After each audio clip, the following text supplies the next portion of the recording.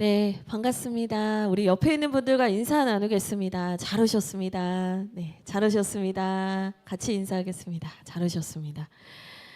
네, 오늘 여러분 찬양하실 때 뭔가 달라지신 걸 느끼지 못하셨나요?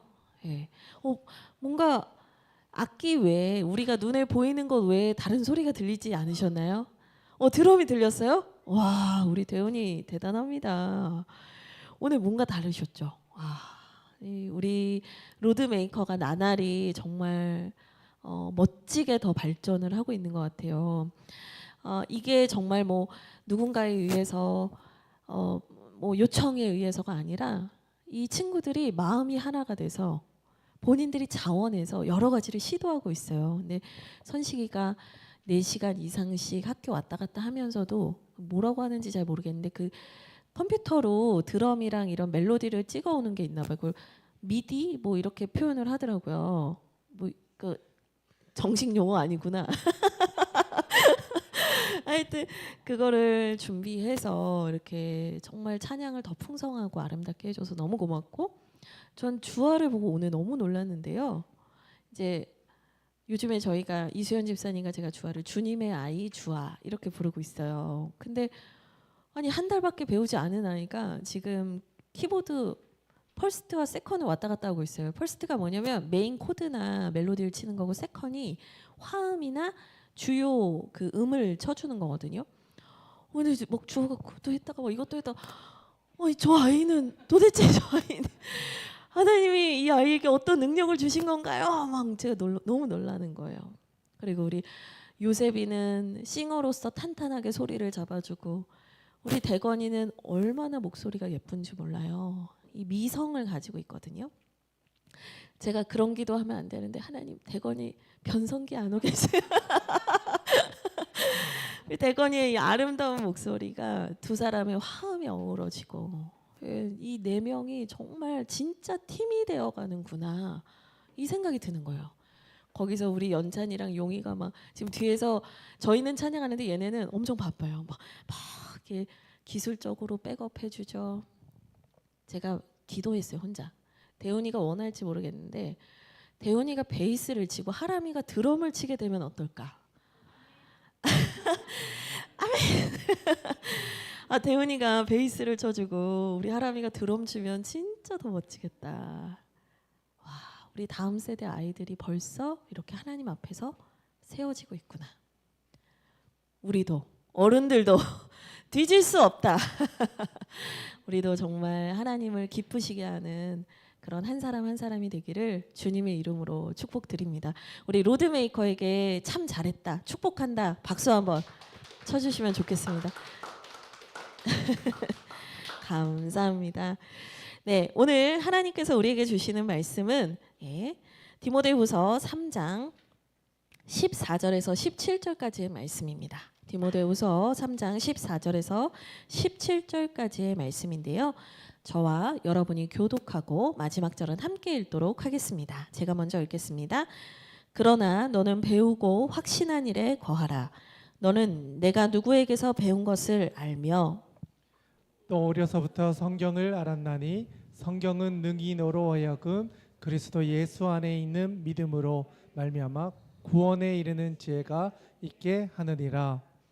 모든 성경은 하나님의 감동으로 된 것으로 교훈과 책망과 바르게 함과 의로 교육하기에 유익하니. 함께 읽겠습니다. 이는 하나님의 사람으로 온전하게 하며 모든 선한 일을 행할 능력을 갖추게 하려 함이라. 아멘. 네, 요즘에 정말 이 대한민국에서 뜨거운 인기를 얻고 있는 프로그램이 하나 있어요. 사실 저도 이 프로그램을 너무 좋아하게 돼버려가지고 제 평생 처음으로 넷플릭스를 구독했어요. 제가 이거는 막 제가 뭔가 이걸 내가 구독하다니, 전 그런 걸 사실 해본 적이 없고, 뭔가 이렇게 항상 그렇게까지 해서 볼 게 있나 뭐 이런 생각이 항상 있던 사람이었는데 저를 움직였어요. 저를. 이름하여 뭐냐면 흑백 요리사라는 프로그램이에요. 맞아요?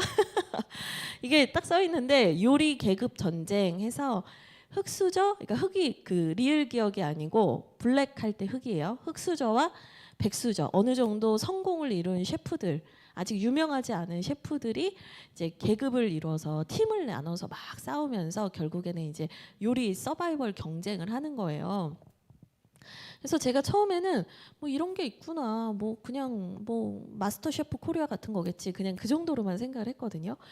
근데 이 프로그램이 요즘에 너무 인기가 많아서 뭐 뉴스에도 나오고 네이버 예약으로 이 프로그램에 나온 셰프분들 식당 예약 오픈을 했는데 거의 60만 명이 몰렸다고 해요. 그래서 내년 뭐 내후년까지 예약이 차는 난리가 났다고 하죠. 그래서 왜 이렇게 인기가 많을까를 생각을 해봤더니 편집을 정말 잘해요. 정말 사람의 애간장을 막 태우다가 결론을 너무 알고 싶은 순간에 갑자기 다음 주에 딱 이렇게 끝나요. 그 사람들이 으아 막 이렇게 되는 거예요. 그래서 제가 이 생각했어요. 설교도 결론을 말을 하지 말까. 다음 주에 말씀드릴게요. 이러면 아 근데 그 정도로 진짜 사람들이 그런 흥미진진함을 되게 좋아한다. 편집을 진짜 잘하는구나 그 생각을 했어요. 근데 그거 외에도 인기 요소가 하나 더 있는데요. 그게 뭐냐면 이 프로그램에 나오는 최현석이라는 셰프의 인기가 어마어마해요. 사실 예전에 좀 TV에도 자주 나오던 유명 셰프였는데 뭐 여러 가지 상황들 때문에 좀 잊혀진 사람이 됐었거든요. 근데 이 프로그램에 다시 그가 백수저인데도 어느 정도 성공을 한 사람인데도 불구하고 자신의 모든 명예와 체면을 다 내려놓고 여기에서 이 요리 입문한 새내기들과 막 경쟁을 하고 싸우면서 이분이 가지고 있는 역량, 이분이 가지고 있는 어떤 리더십 막 이런 게 드러나면서 엄청난 인기를 얻게 됩니다. 근데 그 중에서도 이분이 가장 큰 인기를 얻게 된 건 준결승전에서 일어난 일 때문이에요. 이 준결승의 그 경쟁 테마가 뭐였냐면 인생 요리를 가지고 나오라는 거예요. 당신이 딱 하나의 요리를 만들 수 있다면 뭘 만들 거냐? 그 요리를 만들고 나와라. 이렇게 한 거죠. 그래서 저마다 요리사들이 다 자기의 막 눈물 어린 한 어린 막 뭐 그런 걸 다 가지고 나와요. 근데 이 최현석 셰프는 어떤 요리를 가지고 나오냐면 봉골레 파스타를 가지고 나옵니다. 네, 예쁘게 생겼죠. 이게 파스타래요. 이 봉골레 파스타를 가지고 나오는데 자신의 요리 경력 30년 동안 봉골레 파스타를 수천 번 만들었대요. 그리고 자기에게는 이 봉골레 파스타가 초심을 잊지 않게 해주는 요리여서 자기 시그니처 요리여서 본인은 그냥 사람들이 맛있다고 하는데 거기에 머물지 않고 7번, 8번 레시피를 계속 발전시켜 왔대요. 30년 동안. 그러니까 우리가 사실 내가 이거 잘해, 내가 이거 맛있게 해, 사람들이 칭찬해주면 거기서 멈추게 되잖아요. 근데 이 셰프가 30년 동안 자신의 초심을 기억하게 해줄 그 요리를 위해서 7번, 8번 레시피를 업그레이드 해가면서 수천 번을 만들었다는 거예요. 그래서 이 사람이 그 얘기를 하고 이제 딱 내놨는데 너무나 아쉽게 1점 차로 그 결승전에 못 올라가요. 아직 사실 솔직히 말하면 지금 안 나왔어요. 화요일 날 나오거든요. 결승전에 패자 부활전을 통해서 결승전에 올라가는 또 다른 한 사람이 누군지는 아직 이제 공개가 안 됐어요. 근데 어쨌거나 그 이 인생 요리 대전에서 1등한 사람은 올라갔는데 최현석 셰프가 너무 아쉽게 1점 차로 그 차이가 나가지고 2등을 해서 못 올라가는 거예요. 그래가지고 너 얼마나 안타까워요. 근데 이제 거기서 대반전이 일어나는데요. 알고 보니까 최현석 셰프가 마늘을 안 넣은 거예요. 제가 이것만 캡처해봤어요. 마늘을 빼먹었습니다. 거의 고해성사 수준이었어. 이게 봉골레 파스타에 마늘을 빼먹었다는 건 뭐냐면 떡볶이에 고춧가루를 안 넣은 거예요. 김치에 젓갈을 안 넣은 거예요. 정말 자신의 모든 내공을 쏟아부어서 이렇게 했는데 마늘을 빼먹었으니 얼마나 자기가 바보 같은 실수를 한 거예요. 그러니까 막 이 바보 막 그래서 이 뭐냐 막 어이가 없는 거예요. 막 뭐 화를 낼 수도 없을 정도로 어이가 없는 상황인데 여기서 난리가 난 거예요. 여기서 이런 결정적인 실수를 했음에도 자기가 이렇게 막 자학하잖아요. 근데 결정적인 실수를 했음에도 불구하고 난리가 난 게 뭐냐? 봉골레 파스타에 마늘을 빼먹었는데 어떻게 2등을 한 거냐? 그래서 제가 그날 저도 열심히 있어요. 최연석의 봉골레 파스타 밀키트를 찾아 나섭니다. 근데 이미 품절인 거예요. 와, 벌써 품절이구나. 그러니까 저부터 먹고 싶은 거예요. 아니 마늘이 빠졌는데 도대체 얼마나 맛있게 했으면 2등을 했을까 하면서 막 난리가 나서 지금 최연석 셰프의 매장은 예약이 꽉 차고 메뉴에 마늘을 넣은 봉골레 파스타를 팔고 있다고 해요. 여러분 이거 웃음 포인트인데 사람들이 그 마늘을 빼먹은 거에 너무 집중하고 있으니까 오히려 이걸 마케팅을 해서 마늘을 넣은 봉골레 파스타를 팔고 있을 정도로 지금 엄청난 난리가 났다는 거예요. 여러분 제가 이 최연석 셰프의 얘기를 이렇게 장황하게 한 이유가 있어요. 이게 뭐냐면 제가 이걸 좀 생각을 해보니까요. 우리의 인생에서도 그런 것 같아요. 우리가 살아가면서 너무나 중요한 순간에 너무나 결정적인 순간에 우리가 실수를 하기도 하고 우리가 어떤 어려움을 겪을 때가 있어요. 분명히. 그런데 나를 지켜주는 인생 말씀이 있는 사람, 하나님을 만났던 그 인생 말씀이 있는 사람, 그리고 그 말씀을 끊임없이 붙잡고 묵상하고 그 말씀 앞에서 분투하고 그 말씀을 붙잡고 기도했던 사람은 어떤 결정적 실수를 한다고 해도 일어서는 힘이 있구나라는 거였어요. 사실 최연석 셰프가 이 마늘을 빼먹었는데 제일 중요한 재료를 빼먹었는데 그럼에도 불구하고 1등을 위협할 수 있는 그 점수를 낼 수 있었던 건 뭘까라고 생각을 해보니까요. 결국에는 최연석 셰프가 그 초심을 잃지 않기 위해서 끊임없이 부단하게 노력했던 훈련의 시간이 있었기 때문이더라고요. 그 훈련의 시간이요. 결정적 실수를 만회하더라고요. 제가 이걸 보면서 하나님의 말씀과 연결되어서 설교를 준비하다가 은혜를 받았어요. 결국에는 우리를 하나님 앞에서 굳건하게 하는 힘은 어디 있는가? 하나님의 말씀에 있다. 그런데 그 말씀이 뭐 이 성경 66권도 있지만요. 결국에는 내가 만나는 그 인생 말씀, 시그니처 말씀이 있는 사람이 절대로 쓰러지지 않고 실수와 위기를 넘어가면서 하나님의 사명과 하나님의 부르심에 완주하게 된다는 거였어요. 여러분에게는 인생 말씀이 있으십니까? 네. 여러분에게 잊을 수 없는 하나님의 인생 말씀이 있으세요? 아니요? 아니요? 여러분 그렇다면 여러분의 인생 말씀을 만나셔야 돼요. 여러분의 인생 말씀을 경험하셔야 돼요. 그 말씀이 여러분을 붙들어 주는 거예요. 오늘 우리가 함께 읽은 본문 말씀에서도 여러분 오늘 우리 14절부터 17절까지 읽었는데 14절은 그러나라는 말로 시작을 하거든요. 이게 사도 바울 선생님이 자신의 제자였고 이제는 목회자가 된 디모데에게 쓰는 편지인데요. 그 디모데에게 목회적으로 하나님의 일을 위해서 살아가는 그 여정 속에서 네가 어떤 어려움이 있을지라도 네가 그 길을 꿋꿋이 가길 바란다라는 마음으로 쓴 게 디모데 후서 전후서인데 거기에서도 오늘 본문을 보면 14절 접속사 그러나로 시작을 하고 있어요. 그러니까 이 그러나라는 건 어떤 상황을 전제하고 있는 거예요. 그러면 앞에 있는 3장 1절에서 13절까지의 상황이 뭐냐? 정말 신앙을 지키기 힘든 시대를 살고 있다라는 거예요.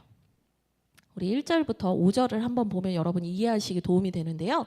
제가 1절부터 5절을 좀 읽어드릴게요.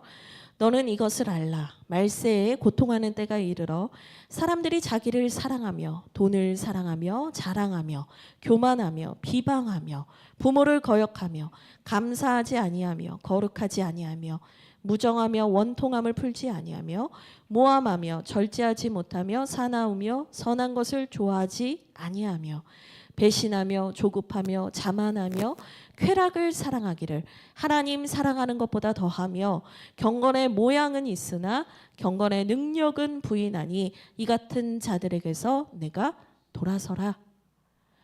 성경이 지금 디모데가 살고 있는 상황을 쭉 얘기하고 있어요. 핵심은 뭐냐? 말세에 고통하는 때가 이르르면 사람들은 자기를 사랑하고 돈을 사랑한다는 거예요. 사람들이 이기적으로 산다는 거예요. 사람들이 하나님을 사랑하지 않고 내 중심적으로, 자기 중심적으로 악한 일도 서슴지 않으면서 그렇게 살아가고 있다는 거예요. 근데 문제는 뭐냐면 그 시대를 살아가는 그리스도인들도 온전히 하나님을 따라가는 것이 아니라 그 세상의 기류에 편승해서 사실은 믿는다고 하는 사람들도 그와 별반 다르지 않게 살아가고 있다는 거예요. 그게 어디 나오냐? 5절에 나오는 거예요. 경건의 모양을 가진 사람은 있는데 경건의 능력은 없다. 그러니까 이런 시대적 흐름 속에서 사람들은 다 자기중심적으로 마음대로 살고 있는데요.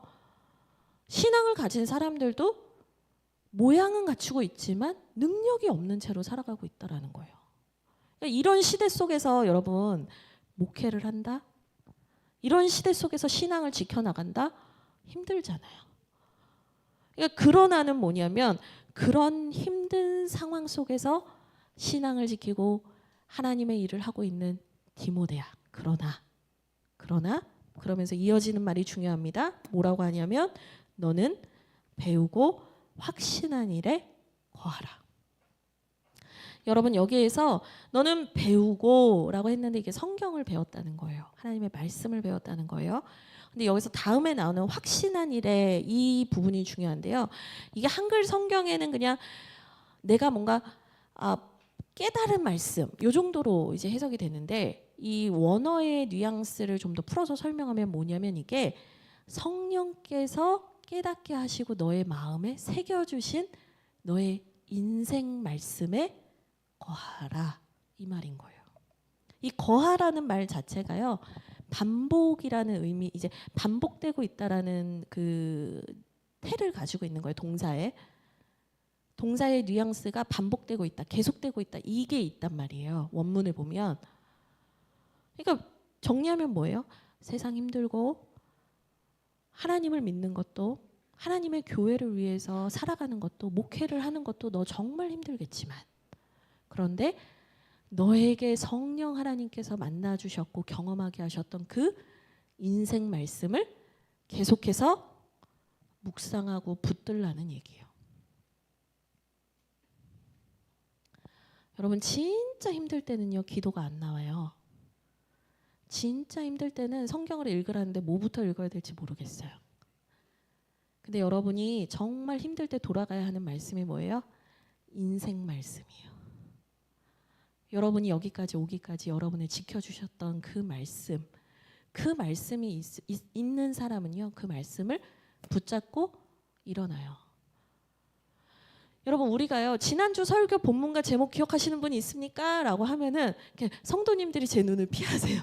이번 주도 기억하기가 막 이러세요. 근데 여러분 인생 말씀은요 10년이 지나도 20년이 지나도 잊혀지지가 않아요. 저에게도 그런 인생 말씀이 있어요. 제가 그 대학교 캠퍼스 선교단체에 처음 수련회 간 날이었어요. 제가 21살 때. 그때 그냥 수련회 장소에 들어가자마자 예배가 시작되면서 선언된 말씀이었어요. 수고하고 무거운 짐진 자들아 다 내게로 나오라. 내가 너희를 쉬게 하리라. 근데 제가 그 말씀을 듣자마자 그냥 갑자기 예배가 시작된 것도 아닌데 혼자 폭폭 눈물이 났어요.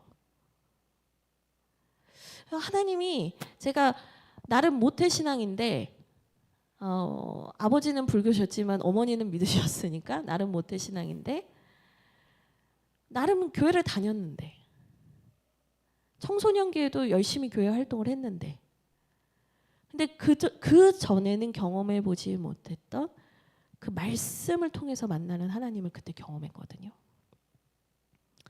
그러니까 그 말씀이 경험되니까 그 다음부터는 조금 다시 옛날로 돌아가고 싶고 다시 옛날 친구들 만나고 싶고 다시 내 마음대로 살고 싶은 순간이 들 때마다 그 말씀이 저를 붙들어주는 경험을 하게 됐다는 거죠. 제가 이번 주에 신방을 했어요. 저희 교회 온라인 성도님들이 계신데 이번 주에 온라인 성도님과 잠깐 서울에서 신방을 했어요. 근데 그 온라인 성도님께 제가 이제 말씀을 드려서 허락을 받고 나누게 됐어요. 근데 이 성도님이 어릴 때 우리 하람이처럼 태우처럼 우리 대훈이나 대건이 우리 주아처럼 어릴 때부터 하나님 만난 건 아니고 다 커서 대학교를 다니고 대학원을 다닐 때 하나님을 만나게 되신 분이에요. 그래서 항상 이 어린 친구들이 하나님을 믿는 걸 보면 대견하고 또 참 나도 어릴 때부터 하나님을 만났으면 얼마나 좋았을까 이런 마음이 있으시대요. 근데 그분이 어떻게 하나님을 믿게 됐는지 보니까요. 그 제가 기억하기엔 연구실에 있는 그 동료가 학생 같은 학교 다니는 친구가 계속 전도를 했대요. 그러면서 뭐라고 했냐면 성경 한번 읽어봐. 성경 한번 읽어봐. 이제 계속 얘기하는데 그냥 귀뚱으로도 안 듣고 한 거죠. 그래서 성경책을 받기는 했는데 그냥 책꽂이에 꽂아놨는데 하루는 밤에 너무 힘들고 자신의 인생이 너무 힘들고 지치고 답답한 그 순간에 그 친구 얘기가 생각이 나서 친구가 로마서부터 읽어봐 이렇게 얘기를 했대요. 그래서 로마서부터 읽기 시작했는데 그날 성령께서 역사하신 거예요. 처음 성경을 봤는데 로마서를 다 읽으시고 그날 신약 성경 전체를 밤을 새서 읽으셨다는 거예요. 아침이 돼서 펑펑 울면서 하나님 제가 죄인입니다. 저를 만나 주셔서 고맙습니다. 하면서 교정을 계속 걸으셨다는 거예요. 그러면서 그 집사님이 저한테 그러시더라고요. 이름을 말해도 되나요? 아니에요? 설교는 박제되니까 이름은 얘기 안 할게요. 개인적으로 오시면 누군지 알려드릴게요. 그 1993년이었는데 그때 제가 성경을 통해서 성령의 역사를 통해서 하나님을 만났습니다. 그분이 지금 신우회를 세우는 사역을 하고 있는데 너무 힘드세요. 코로나 이후에 신우회가 다 터지고 사람들이 왜 신우회를 다시 세우냐고 막 이렇게 뭐 이게 뭐 중요하냐 이런 질문을 하는 사람들도 있을 텐데 끊임없이 그 신우회를 세우고 하나님의 말씀을 전하는 사역을 지금도 하시는데 그 이유가 뭐냐? 그 말씀을 통해서 나를 구원하신 그 하나님의 경험이 있는 거예요. 이 말은 뭐냐면요, 여러분, 내가 인생 말씀을 통해서 하나님을 만나고 경험하게 되고 그 말씀이 나를 붙잡는 경험을 한 사람은요, 반드시 그 인생 말씀을 경험하라고 선포하는 사람이 된다는 거예요.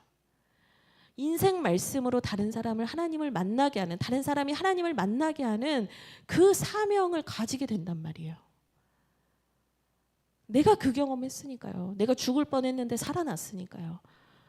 내가 인생의 의미가 없었는데 인생의 의미를 찾았으니까요. 내가 꿈이 없었는데 꿈을 찾게 됐으니까요. 네가 배우고 확신한 일에 거하라. 여러분, 그 인생 말씀이 그 사람도 살리지만 그 사람을 통해서 하나님의 나라와 하나님의 영광을 드러내게 되는 거죠.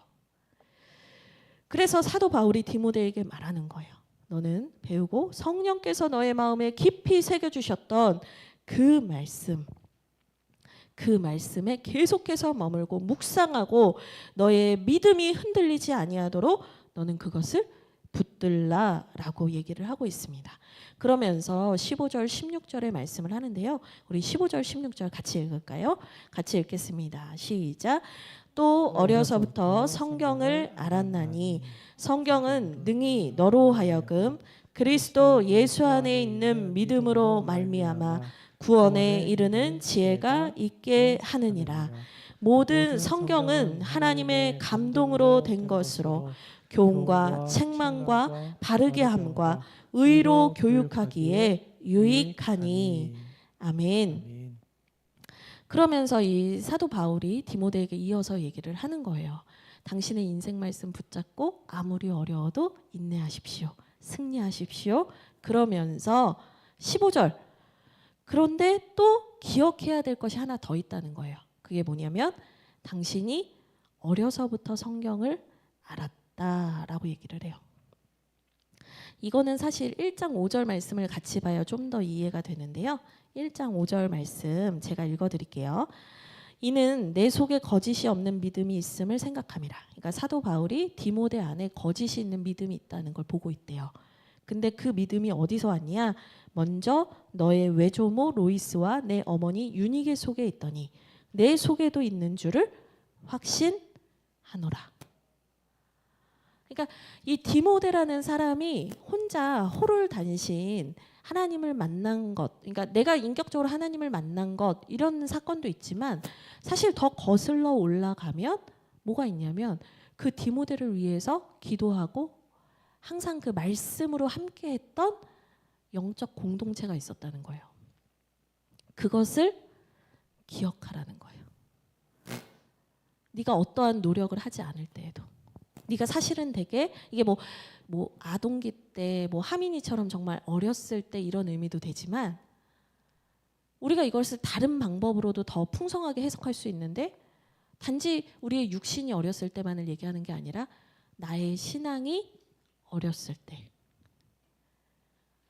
내 신앙이 홀로 설 수 없었을 때 그때에 그 성경 말씀을 통해서 너를 위해서 기도하는 믿음의 동역자들과 가족과 사람들을 통해서 하나님은 너에게 그때에도 구원에 이르는 지혜가 있다는 것을 보여주셨다는 거예요.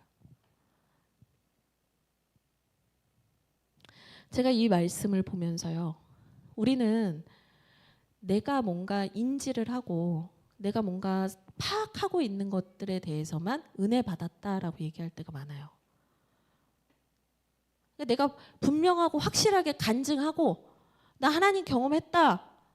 하나님이 나에게 은혜 주셨다. 이렇게 내가 말할 수 있는 것만 하나님의 은혜라고 생각한다고요. 근데 여러분 잘 아셔야 돼요. 여러분이 아무것도 할 수 없을 때 여러분을 위해서 기도하고 여러분을 위해서 하나님의 말씀을 전해줬던 수많은 선생님과 목사님과 전도사님과 가족들이 있었어요. 여러분의 영적인 공동체가 있었단 말이에요. 나는 미처 그것이 어떤 것인지 다 몰랐을지라도 하나님께서 그 영적인 공동체와 사람들을 통해서 나라는 한 사람을 키워오고 계셨다라는 거예요. 오늘부터 이제 조금 졸려요? 빨리 끝내볼게요.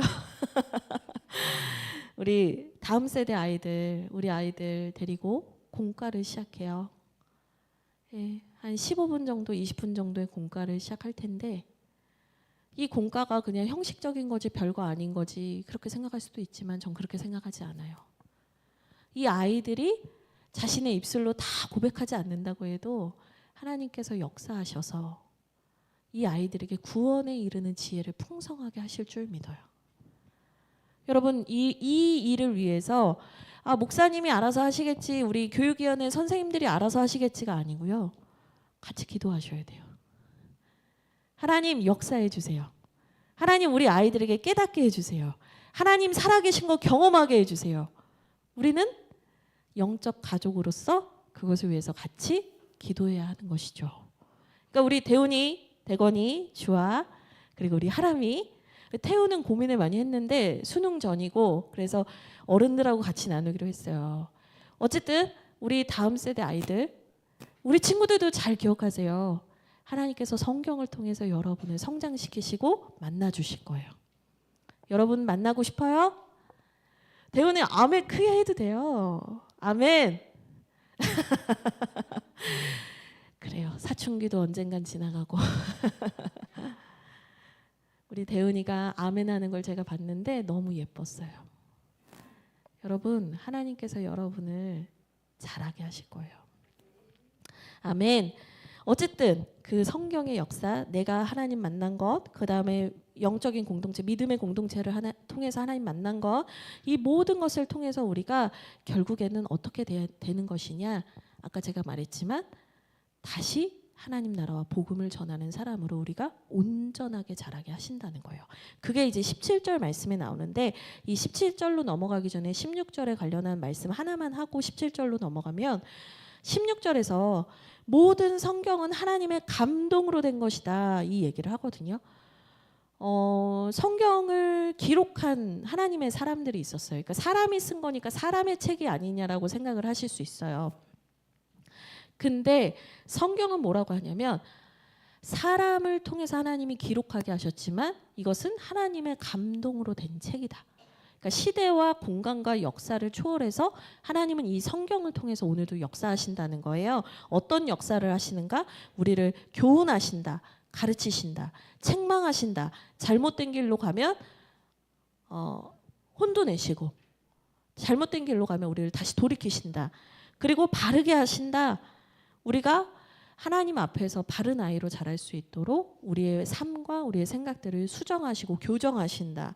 의로 교육하신다. 우리의 삶에 영향을 미치게 하신다. 이제 이런 얘기들을 하거든요. 근데 여러분, 이게 이런 일들이 일어날 수 있는 게 뭐냐?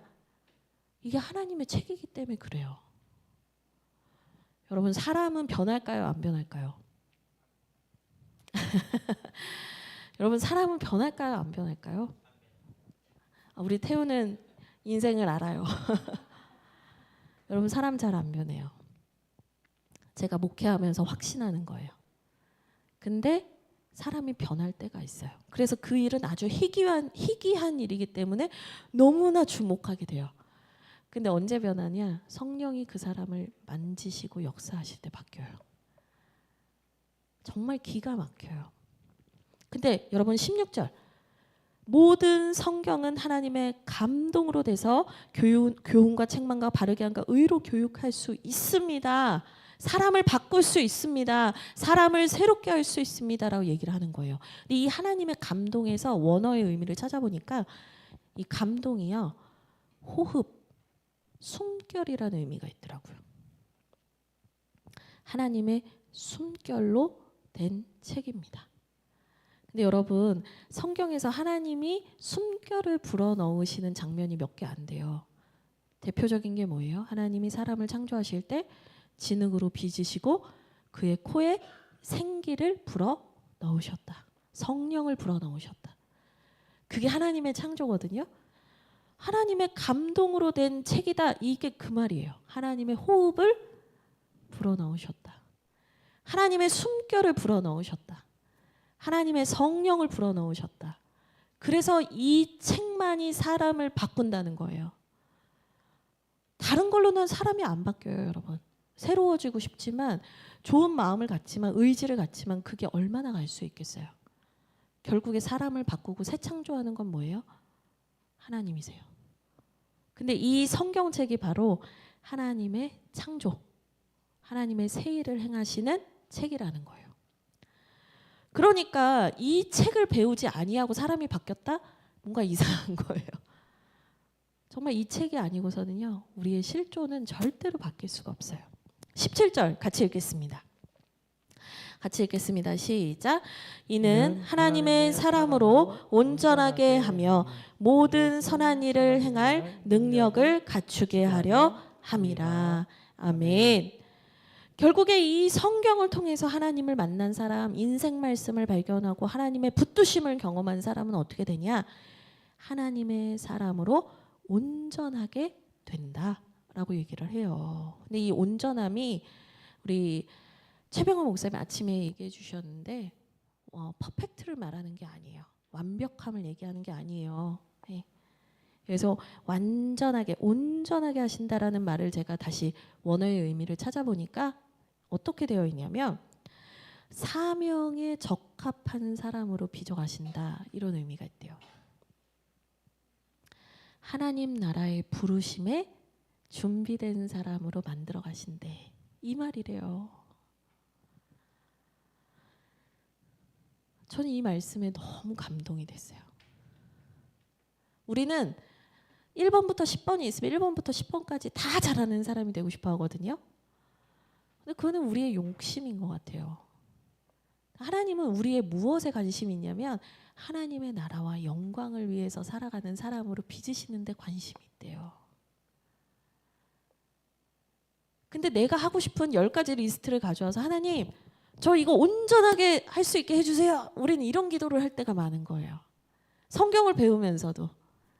근데 그게 아니고 하나님의 나라와 영광을 위해서 사는 사명자로 준비되게 해주세요. 그게 성경의 능력이고 유익인 것이에요. 그래서 오늘 말씀을 보면 온전하게 한다라는 것은 결국에 뭐냐? 하나님의 사명에 적합한 사람으로 하나님 빚어가시고 또 하나의 의미가 있는데 공급하신다. 이런 의미도 있어요. 충전하신다. 주유소에서 주유소. 우리가 차가 윙 가다가 기름이 없으면 멈추죠? 기름을 넣어야 되잖아요. 사명자에게는 기름이 말씀인 거예요. 말씀이 없는 사명자가 어떻게 사명으로 나아가겠어요, 여러분? 기름을 넣으라는 거예요. 충전하라는 거예요. 여러분, 우리 주유소 가면 가득이요 이런 말 많이 하잖아요. 가득이요. 여러분, 하나님의 말씀에 대해서 여러분 이런 얘기 하셔야 돼요. 주님, 가득이요.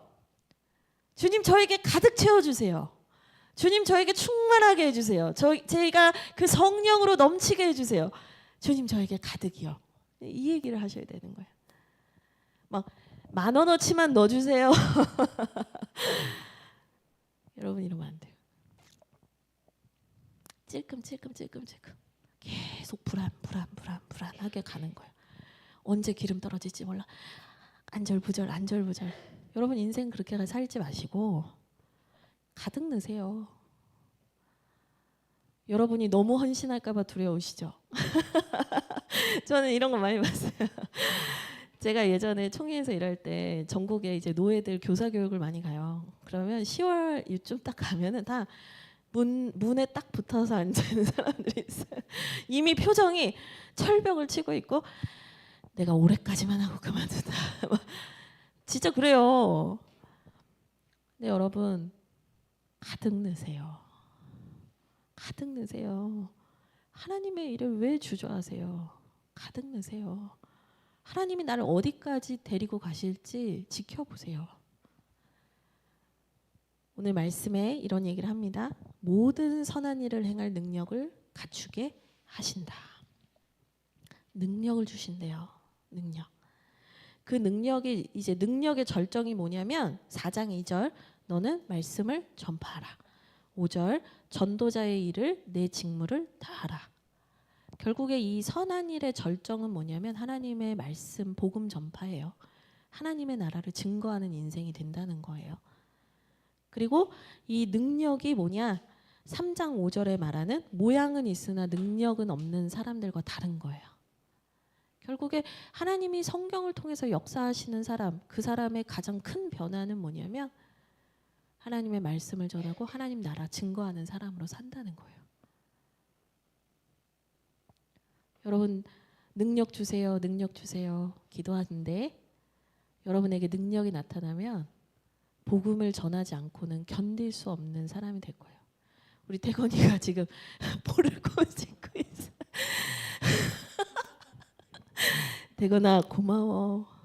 나중에는 우리 대건이가 목사님이 2시간씩 설교해도 지치지 아니하고 아멘하는 놀라운 아이가 될 거야. 너는 너무 귀한 아이야. 너는. 이제 말씀 마칠게요. 찬양 그 기도의 반주 먼저 시작해 주셔도 돼요. 예. 여러분, 안에서 가득 차오른 사람은 막을 수가 없어요. 댐이 터져요. 안에서 성령이 충만하게 역사하는 사람은 조절이 안 돼요. 그냥 성령께서 이렇게 흘러 넘치게 한단 말이죠. 그게 어노인팅이에요. 기름 부으심. 여러분, 그 기름 부으심이 있어야 우리가 이 세상 험난한 세상을 능력 있게 사는 거예요. 내가 컨트롤하고 내가 조절하면 하나님 능력 경험 못 해요. 내가 계속 이만큼이면 됐어요. 자꾸 하시잖아요. 그러면 진짜 성령의 역사 새롭게 하시는 은혜 경험 못 한다니까요. 여러분, 하나님께서 채우시도록 기도하세요. 충만하게 채우시도록. 여러분이 이 시간을 훈련하시고 기도하시다 보면 여러분이 결정적 실수를 하는 어떤 순간이 온다고 해도 여러분 절대 무너지지 않을 거예요. 여러분이 정말 바보 같은 실수를 하는 날이 오더라도 여러분 절대 무너지지 않을 거예요. 여러분, 그게 성령의 능력이에요. 우리 이 시간 함께 기도하겠습니다. 먼저 기도할 것은